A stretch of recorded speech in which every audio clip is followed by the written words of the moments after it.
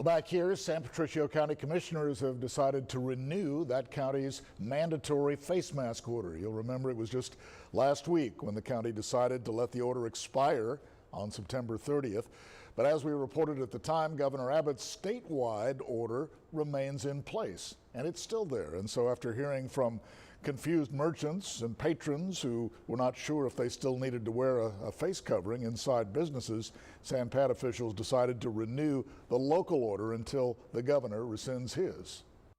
And I thought over the weekend, the best thing to do is to put the order back in effect. Now, basically, all the order is a carbon copy of GA 29, which means that we're just supporting Governor Abbott's in his efforts to have a statewide face mask cover on everyone in the state.